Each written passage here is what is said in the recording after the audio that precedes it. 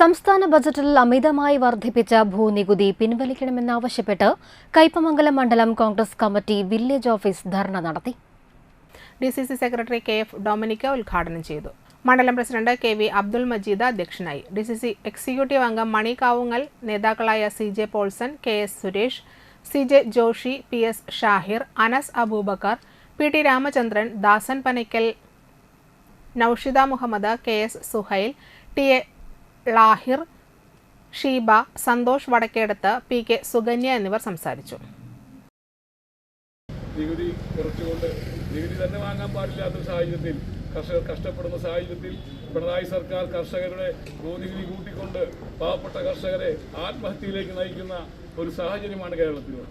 അതുകൊണ്ട് തന്നെയാണ് ഒരു വാട്സപ്പ് മെസ്സേജിലൂടെ വില്ലേജ് ഓഫീസിലേക്ക് കർഷകരെ സംഘടിപ്പിക്കുന്നതിന് വേണ്ടി ഒരു മെസ്സേജ് അയച്ചപ്പോൾ നൂറുകണക്കിന് ആളുകൾ ഈ ധർണയിൽ പങ്കെടുക്കാൻ ഇവിടെ എത്തിച്ചേർന്നത്.